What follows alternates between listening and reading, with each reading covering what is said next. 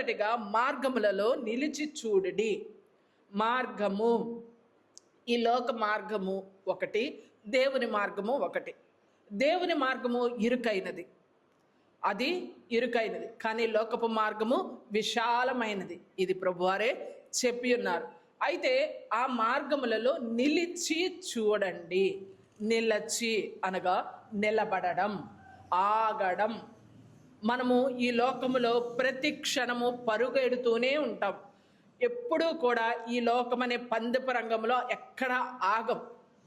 కానీ ఆగకుండా ఏం చేస్తున్నాం? పరిగెడుతూనే ఉన్నాం. కానీ ఇక్కడ దేవుడు ఒక్క పర్యాయము నిలిచి చూసుకోమని చెప్తున్నారు. నిలబడి అనగా కొంతసేపు ఆగి పరిశీలించుకొనండి, నీ యొక్క ఆత్మను పరిశీలించుకొనమని చెప్తున్నారు. నీ ఆధ్యాత్మిక జీవితములో నీ యొక్క ఆత్మ ఏ స్థితిలో ఉన్నది అన్న పరిశీలన చేసుకోమని ఉంటుంది. దాంట్లో మనం ఏమని ఆత్మ పరిశీలన చేసుకుంటాం? మన తండ్రి అయిన దేవదాసయ్య గారు మనకు దైవ లక్షణాల స్థుతులు అనే పుస్తకంలో రాశారు. నువ్వు దేవునితో నడుచుచున్నావా, నువ్వు వాక్యాన్ని చదువుచున్నావా, ప్రార్థన చేసుకుంటూ ఉన్నావా అని 7 ప్రశ్నలను వేసి ఉన్నారు. అయితే మొట్టమొదటిగా నేను దేవునితో సరిగా ఉన్నానా లేదా? దేవునితో సరిగా ఉండడం ఏంటండి అని అంటారేమో. ఒక కుటుంబంలో బిడ్డ అయినా, భార్య అయినా, భర్త అయినా సరిగా నిలకడగా లేనప్పుడు ఆ యొక్క కుటుంబము ఏమైపోతుంది? చెల్లా చెదరైపోతుంది. అలాగే నీ యొక్క ఆత్మీయ జీవితంలో నీవు దేవునితో సరిగా ఉన్నావా లేదా అని ప్రశ్న నీకు నువ్వుగానే వేసుకోవాలి.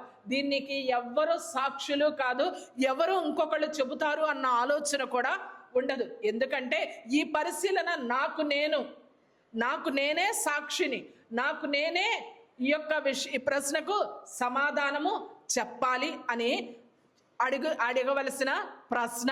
రెండవది, నా ప్రార్థనా జీవితం ఎలా ఉంది? అసలు నేను ప్రార్థన ఏమని చేస్తున్నాను?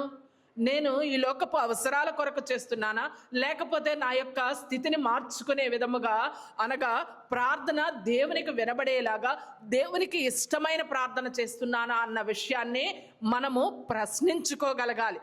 ఇవన్నీ మనం ఆగి చూసుకోవలసిన విషయాలు. మూడవదిగా, నేను వాక్యాన్ని పాటిస్తున్నానా? నేను వాక్యాన్ని పాటిస్తున్నానా, లేకపోతే విని వదిలేసేవాడగా, లేకపోతే విని వదిలేసేదానిగా ఉంటున్నానా అన్న విషయాన్ని మనము ప్రశ్నించుకోవాలి. వాక్యాన్ని పాటించడానికి మనకి ఏం కావాలి? వాక్యము అంటే 2 అంచులు కలిగిన వాడి అయిన ఖడ్గం.